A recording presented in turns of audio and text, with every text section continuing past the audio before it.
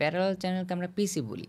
So পিসি draw করা মানে এই না যে মার্কেট যখন রেজিস্ট্যান্সের কাছে যাবে তখন রিজেকশন নেবে এবং যখন সাপোর্টের কাছে যাবে তখন আবার বাউন্স ব্যাক করবে। পিসির একটা সিক্রেট বলে দেই, সিম্পল বাট অনেক বেশি ওয়ার্কেবল। সো পিসি এর সেন্টারে একটা ট্রেন লাইন ড্র করবেন, একেবারে সেন্টারে নিজের মাপ মতো, চোখের মাপ মতো একটা সেন্টারে একটা লাইন ড্র করবেন। এই লাইনটা হচ্ছে সাপোর্ট এবং রেজিস্ট্যান্সের চেয়েও পাওয়ারফুল লাইন। এই লাইনটাকে মার্কেট ম্যাক্সিমামটা রেসপেক্ট করবে। যেমন আপনারা যদি দেখতে পারবেন এখানেও রেসপেক্ট করেছে, এখানে রেসপেক্ট, এখানে রেসপেক্টেড, এখানে রেসপেক্টেড, এখানেও রেসপেক্টেড অ্যান্ড অলসো এখানেও রেসপেক্টেড, অলসো এখানেও রেসপেক্টেড। মার্কেট রেসপেক্ট করবেই করবে। সো ব্যাপারটা হচ্ছে এই ধরনের। যখন মার্কেটটা এখানে আসলো তখন আপনারা ভাবলেন যে মার্কেটটা এখান থেকে বাউন্স ব্যাক করবে, এগেইন এখানে যাবে, দেন আবার এখানে আসবে। কিন্তু ব্যাপারটা আসলে এমন না। ব্যাপারটা এই ধরনের হবে, মার্কেট সবসময় ট্রাই করবে এই লাইনটাকে টাচ করার। যখনই এই লাইনটাকে টাচ করবে দেন ডিরেক্টলি একটা ডাউন এন্ট্রি নেবেন।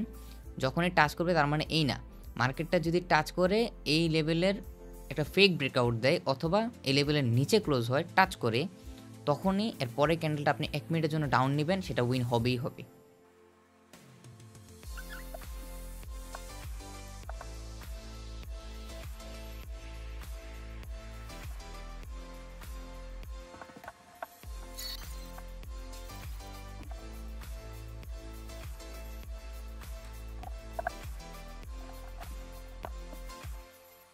It's 6 o'clock.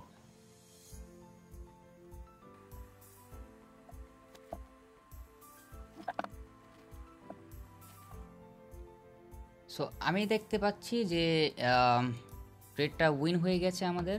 সো আমি এটাই বলছিলাম যে যারা বলেন যে ভাই আপনি 2 ঘন্টার কথা বলে 3 ঘন্টা পরে সিগন্যাল দেন, 4 ঘন্টা পরে সিগন্যাল দেন, আসলে ব্যাপারটা তো এমন না। কারণ আমাকে তো অপরচুনিটি ফাইন্ড করতে হবে নাকি? উল্টাপাল্টা সিগন্যাল দিলে তো আর হবে না। সো আশা করি বুঝতে পারছেন। সো নেক্সট ভিডিওতে আমরা অন্য টপিক নিয়ে আলোচনা করব, অবশ্যই ফলো করবেন।